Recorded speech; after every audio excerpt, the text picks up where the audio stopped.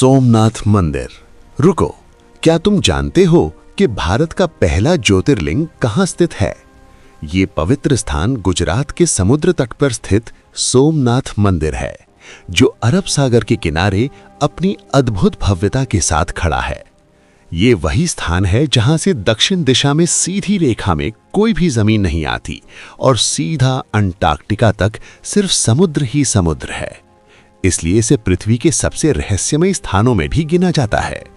सोमनाथ ज्योतिर्लिंग की कथा भी उतनी ही अद्भुत है।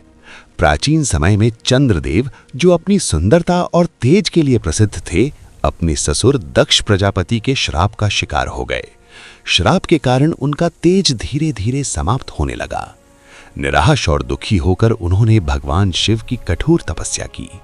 उनकी भक्ति से प्रसन्न होकर भगवान शिव प्रकट हुए और उन्हें श्राप से मुक्ति दी और उसी स्थान पर स्वयं ज्योति के रूप में स्थापित हो गए।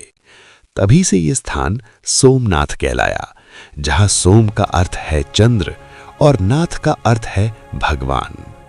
लेकिन सोमनाथ का इतिहास सिर्फ भक्ति की कहानी नहीं है, ये संघर्ष और पुनर्जन्म की ही गाथा है।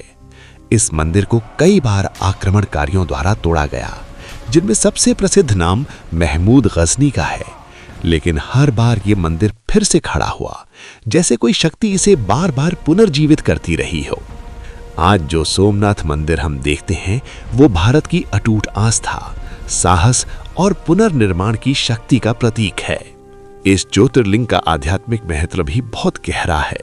ऐसा माना जाता है कि यहाँ दर्शन करने से मन के सारे भय समाप्त हो जाते हैं, आत्मविश्वास बढ़ता है और जीवन में सकारात्मक ऊर्जा का संचार होता है। यहाँ आने वाले भक्त कहते हैं कि इस स्थान पर एक अलग ही शांति और शक्ति का अनुभव होता है, जैसे भगवान शिव स्वयं अपने भक्तों को आशीर्वाद दे रहे हों। तो याद रखो, सोमनाथ सिर्फ एक मंदिर नहीं है, ये एक संदेश है कि अगर तुम्हारे अंदर सच्ची आस्था और हिम्मत है, तो कोई भी ताकत तुम्हें हमेशा के लिए गिरा नहीं सकती। तुम हर बार पहले से ज्यादा मजबूत बनकर उठोगे। अगर आप चाहते हैं कि मैं आपको हर दिन एक एक ज्योतिर्लिंग की पूरी कहानी ऐसे ही सुनाऊं, तो इस चैनल को लाइक, शेयर और सब्सक्राइब जरूर करें, क्योंकि कल हम जानेंगे दूसरे ज्योतिर्लिंग की अद्भुत कहानी।